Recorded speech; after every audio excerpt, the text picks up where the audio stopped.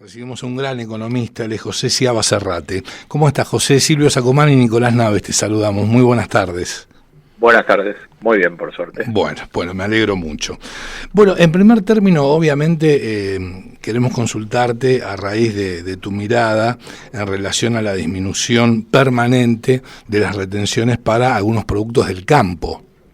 Sí, creo que es un paso en la dirección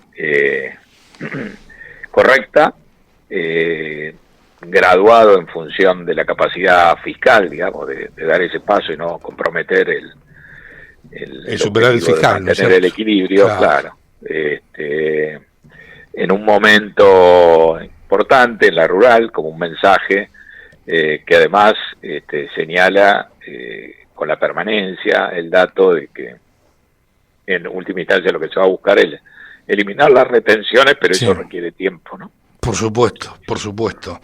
Ahora, bueno, tenemos un estado de situación con las leyes aprobadas en el Senado que tienen que ver, como bien sabes, con la moratoria previsional, con el aumento de las jubilaciones, bueno, y otra ley que en estos momentos se me está escapando, que le puede llegar a discapacidades. El tema de discapacidades. Exactamente, muchas gracias, José. Sí.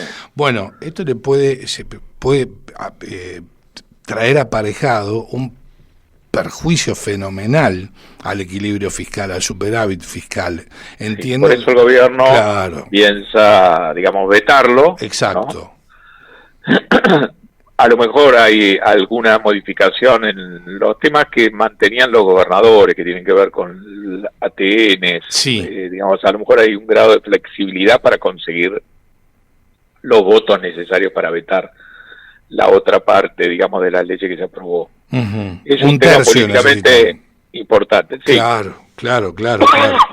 Por supuesto. Un tercio de los presentes en la Cámara de Diputados. De los presentes, exacto. El gobierno piensa que el Senado es muy difícil, pero apuesta a vetar total o parcialmente esto en la Cámara de Diputados. Ahora, lo que aprobaron en la Cámara de Senadores es un delirio y un ataque al superávit fiscal total y absoluto. Es un tema, sí, facilitado en cierta medida porque Milei enfrentó ahí a todos los gobernadores. Entonces ahí se aprobaron todos los proyectos que tenía el Senado en esa votación, creo que eran 6.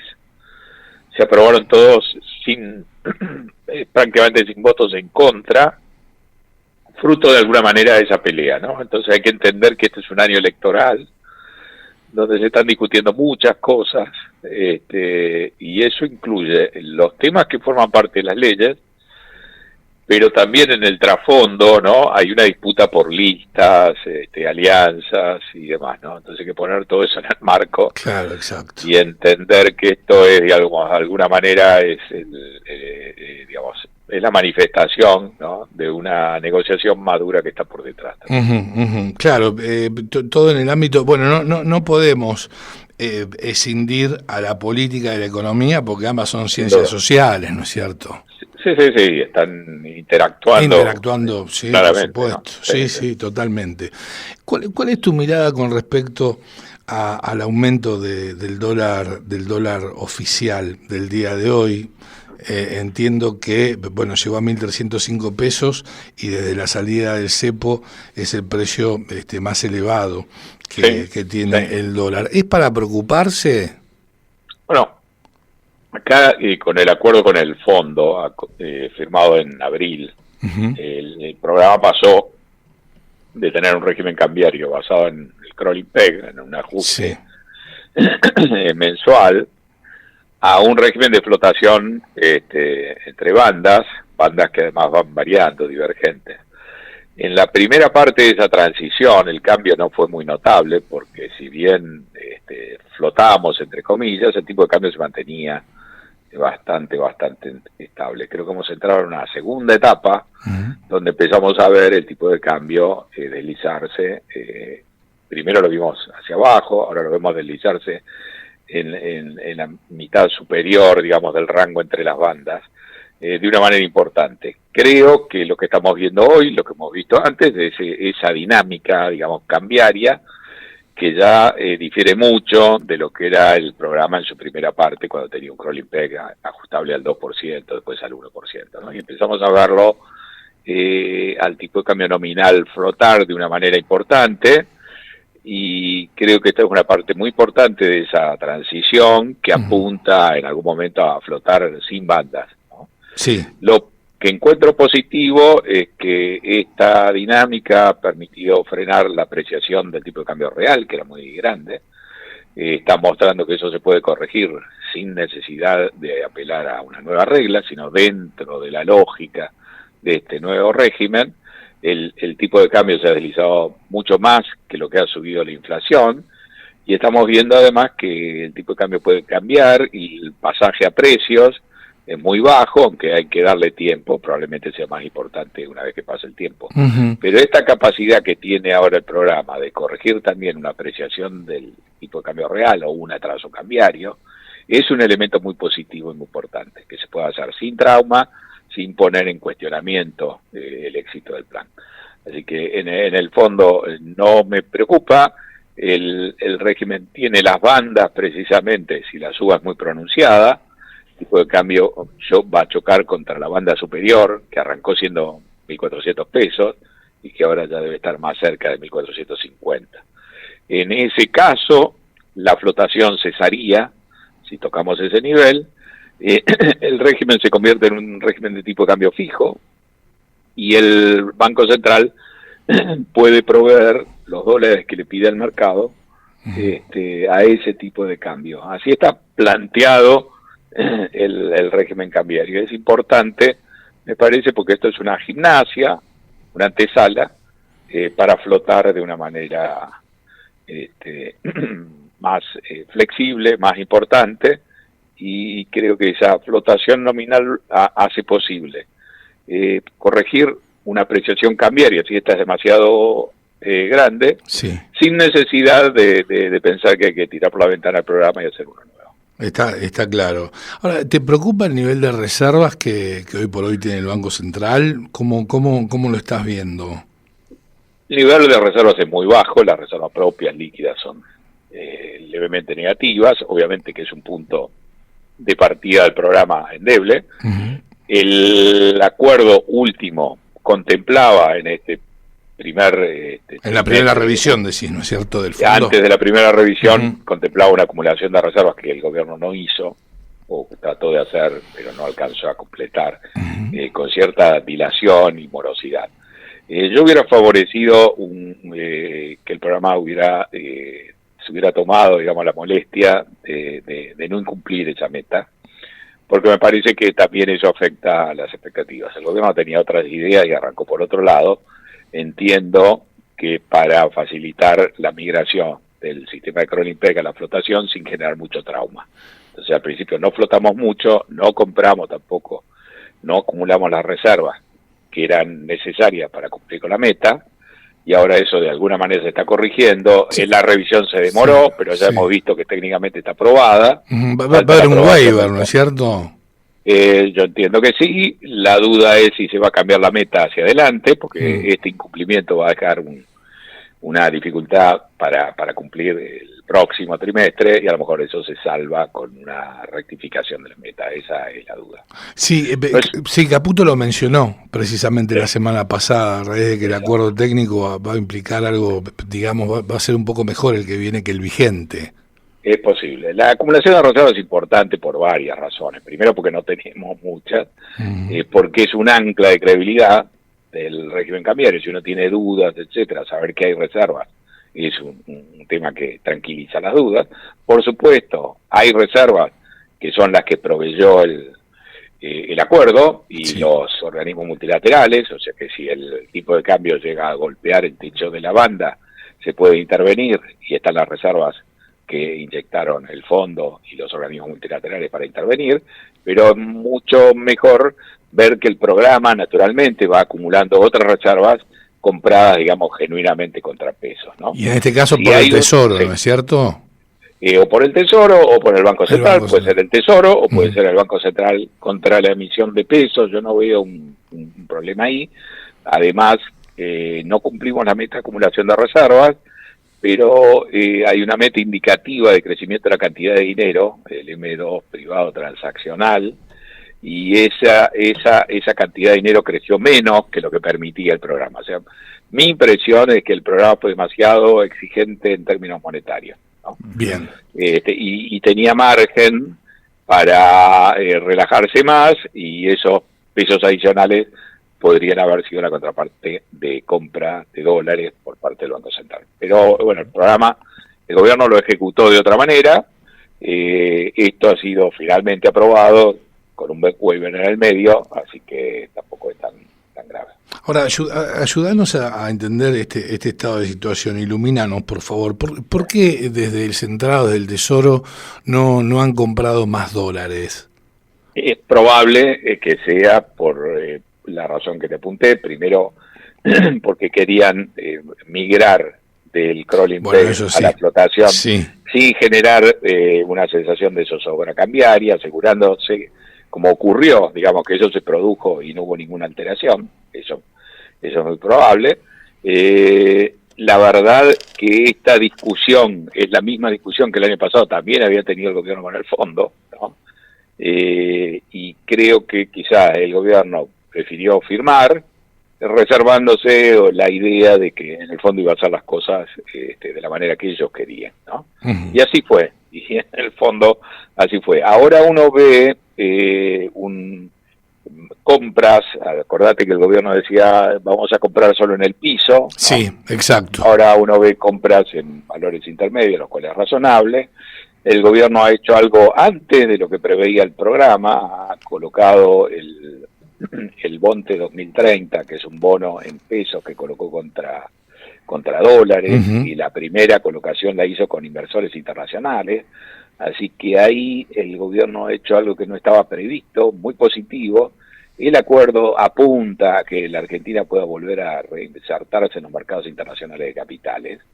Eso estaba previsto para el 2026, y esta pequeña colocación de Bonte en realidad es una apertura temprana del acceso a los mercados de capitales. Así que en el fondo, bueno, algunas cosas no se han cumplido, uh-huh. Otras el gobierno prefirió a lo mejor adelantarlas, y que también son valiosas. Por esa vía también se acumularon dólares, ¿no? Y después hubo otras compras. En el fondo me da la sensación, o uno podría tener la impresión, de que quisieron arrancar sobre seguro y sin generar dudas en la primera parte, como asegurándose la instalación exitosa de la flotación, y después empalmaron o están empalmando con lo que el programa pedía antes, que es la acumulación de reservas. La acumulación de reservas. Ahora, en líneas generales, a excepción de la acumulación de reservas, la macro está funcionando muy bien, ¿no es cierto? El programa ha tenido, yo te diría, muy buenos resultados en términos de objetivos de política interna, crecimiento, la baja de inflación, la reducción de pobreza, digamos, varios elementos muy positivos, y las dudas el año pasado y este año siempre estuvieron más basadas sobre el sector externo, sobre la viabilidad de la balanza de pagos, de este tipo de cambio real, ¿no? Entonces, esas dos características han sido bastante claras. Creo que la flotación es una manera de darle respuesta a esas dudas, y este esquema de flotación con bandas, no tomando todo el riesgo, digamos, de saltar a una flotación, sino en un esquema que en el rango entre las bandas flota y es flexible, pero que cuando golpea alguna banda, en este caso la banda superior, ahí permite, digamos, una intervención. La intervención, exactamente. Ahora, ¿nos podés comentar cuál es tu impresión, tu mirada y obviamente tu análisis en relación al motivo por el cual el riesgo país no disminuye? Bueno, quizá estos temas que hemos hablado, estoy seguro que influyen, si nosotros viéramos el programa funcionar acumulando reservas genuinas, independientemente de la que recibió el gobierno, estaríamos más tranquilos en ese frente, y creo que eso ayudaría a descomprimir el riesgo país. Es decir, si el programa hubiera mostrado que cumplía la meta de acumulación de reservas, uh-huh. porque podía acumular reservas aunque fuera contra una deuda en pesos, es decir, comprar las reservas emitiendo más pesos, algo que podría hacer el Banco Central. Creo que eso le daría a los inversores una noción más cabal de que el programa funciona desde el punto de vista de las dudas sobre la balanza de pagos, ¿no? Creo que el riesgo político, el año electoral, es importante. Sí, incide también, sin duda, a pesar de que en todas las encuestas lo que aparece es el gobierno en la delantera. Me parece que también la estrategia de Milei de pelearse contra todos los gobernadores, ¿no? Una estrategia, en cierta medida, sorprendente, porque parecía que tenía, y de hecho tenía acuerdos de no agresión con varios gobernadores, o acuerdos, por ejemplo, con Valdés de Corrientes, ¿no? De compartir las listas. Esa movida política también golpea, porque de repente es una estrategia muy agresiva que si sale mal puede complicar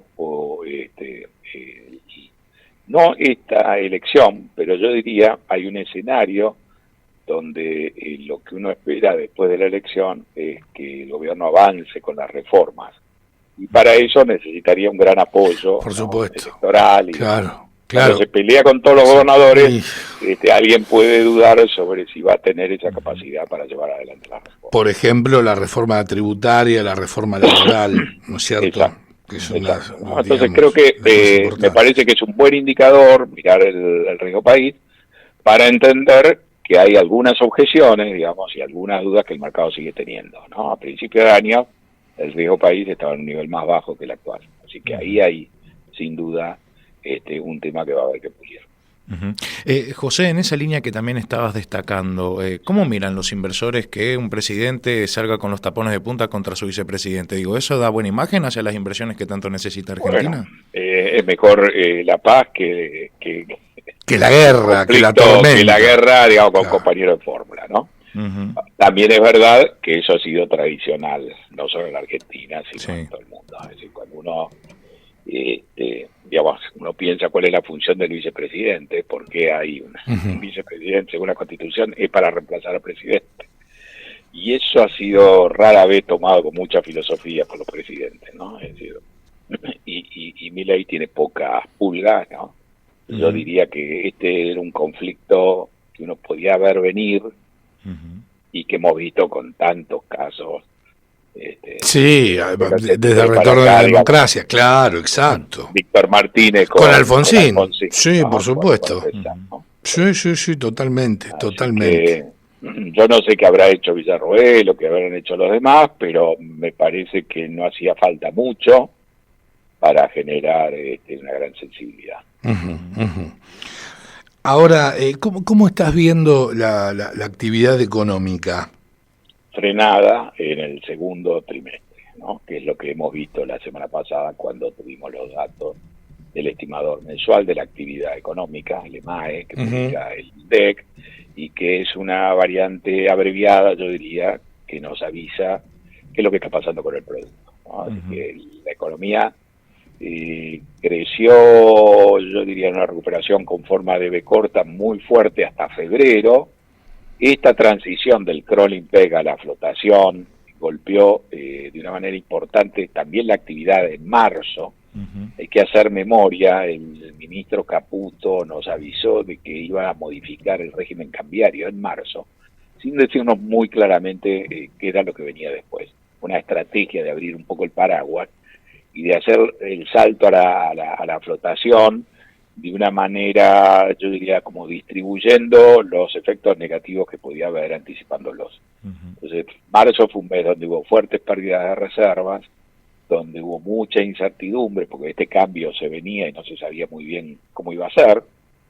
Eso estaba incentivando la dolarización de portafolios, ¿no? Entonces, todo eso creo que fue inducido por el gobierno de una manera preventiva para después, cuando se anunciara el nuevo régimen, ahí no se generara mucho escozor, porque ya los portafolios se habían acomodado. Esa bisagra, cuando uno mira el nivel de actividad, generó en marzo una caída muy fuerte del nivel de actividad. En abril se recuperó, en mayo se volvió a enfriar, y digamos, hoy estamos en el mismo nivel que estábamos en febrero. Es decir, esa dinámica que traíamos de crecimiento todos los meses, muy rápido, cuando uno toma los datos obviamente desestacionalizados, se frenó. Cuando uno compara con el mismo nivel un año atrás, estamos 5% arriba y no hay ninguna duda de que la economía está en un nivel mucho más alto que el que traía un año para atrás. Aún si se frena la actividad en estos niveles, vamos a seguir terminando con un crecimiento comparado con el año pasado de un 5% aproximadamente. Sí, cómodamente superior al 4,5%, sin duda, ¿no? Bien. Entonces hay como una meseta, un amesetamiento, cuando uno mira también las tasas de interés que rigen ahora con el nuevo régimen, son en términos reales más altas. Esta operación de discontinuar las LEFIs generó durante 2 semanas todo un tema, cortocircuito, con impacto en los descubiertos y demás. Así que yo diría, estamos frenados con mucha pesadez en el consumo básico, ¿no? Ahí hay lecturas de ventas en supermercados, autoservicios mayoristas que muestran quizá una retracción en los renglones básicos de consumo, que se da en paralelo con el nivel de consumo más alto, con mucho consumo en tarjetas de crédito en dólares, viajes al exterior, e inclusive ventas de autos, electrodomésticos, ¿no? Exacto. Pero lo que es el consumo básico, alimentos y demás, a pesar de que la inflación de alimentos es mucho más baja que la general, digamos, la última lectura de inflación de alimentos dio una variación de 0,6% contra el 1,6% que había dado la inflación minorista, es decir, que la inflación sistemáticamente para el decil de ingresos más bajos y para quienes consumen básicamente todo su ingreso en alimentos, esa inflación es más baja, pero hay un problema, creo yo, no en el segmento de ingresos más bajos, que depende a lo mejor de la asignación universal o de la tarjeta alimentar, porque esos ingresos han seguido creciendo en términos reales o manteniendo su valor en términos reales, pero para la clase media baja, de bajos ingresos, ha habido una caída en el salario real, una caída en el empleo registrado en los últimos meses, y claramente creo que hay un impacto que justifica buena parte del porqué de amesetamiento que estamos viendo en la actividad. José, te agradecemos infinitamente tu claridad y que nos hayas acompañado, siempre muy amable. Bueno, gracias a ustedes, que les vaya muy bien. Fuerte abrazo, muchas gracias. Adiós. Lo escuchabas al economista José Ciaba Serrate.